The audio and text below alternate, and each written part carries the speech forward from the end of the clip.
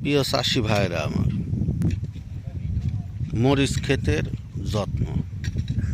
আগাছা দমন করার পর এভাবে মরিচের সারিগুলোতে মাটি দিয়ে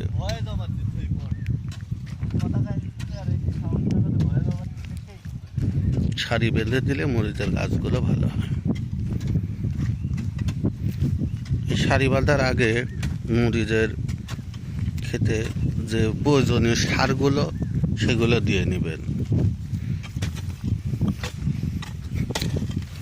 দেখুন একটা সারিতে কিভাবে কাজ করা হচ্ছে।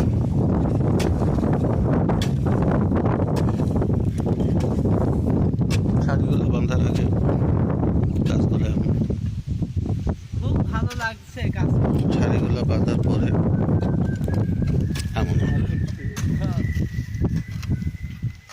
আগাছাগুলো বারবারে নিড়ানির ফলে সম্পূর্ণগুলো বিনষ্ট হবে।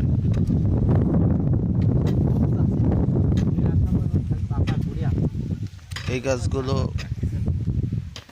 ঝড়ের পরে নিড়ানো হয়েছে, কিন্তু একই ক্ষেতের মাঝখানের এই গাছগুলো ঝড়ের আগে নিড়ানোর ফলে এই গাছগুলো ঝড়ে অনেকগুলো ক্ষতিগ্রস্ত হয়েছে। ফুল আসে, ফলের আগাম মুহূর্তে গাছগুলো এইভাবে ভেঙে পড়েছে। ঝড়ের প্রভাব কি দেখে, এই গাছটাতে ফুল আসছে, এই গাছটাতে ফুল আসছে, কিন্তু গাছ ওইটা নষ্ট হয়ে যাচ্ছে। ঝড়ের কারণে গাছটা ভেঙে গেছে। পরে গাছগুলো একই রকম সব ফুল নিয়ে বড় হচ্ছে। এখন এই সাইডের গাছগুলো ঝড়ের পরে নিড়ানো, নিম্নচাপে গাছগুলো একটু বড় হয়ে গেছে, আর একটু ছোট থাকতেই সারিগুলো বেঁধে দেওয়া দরকার ছিল, কিন্তু ঝড়ের জন্য বাধা হয়নি। তবে ঝড়ে না বাঁধাতে একদিক দিয়ে উপকার হয়েছে, গাছগুলো নষ্ট হয়নি। এই সারিগুলো দেখুন, প্রত্যেকটা সারিতে গাছ একই রকম, একই মাপের। এই সারিগুলোতে ঝড়ে অনেকটা গাছ নষ্ট হয়েছে। তবে এই সময়ে বিশেষ করে পাতা কুঁকড়ানো এই রোগটা বেশি হয়।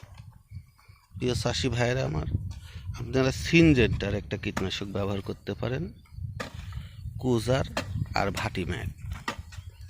এই ভাটিম্যাক্স আর কুজার এই দুইটা বিষ মরিচের জন্য খুব উপকারী। আপনার পাতা কুঁকড়ানো, আর পাতা কুঁকড়ালে পরে আপনার ফলন মারাত্মকভাবে কমে যাবে। এই দেখেন আমার ঝড়ে এই গাছগুলো এমনি নষ্ট হয়ে গেছে, তো ঝড়ের পরবর্তী গাছগুলো সব ঠিকই আছে। আজকের মতো এখানে আবার নতুন আরেকটি ফসলের তথ্য নিয়ে আপনাদের মাঝে হাজির হব। আল্লাহ হাফেজ।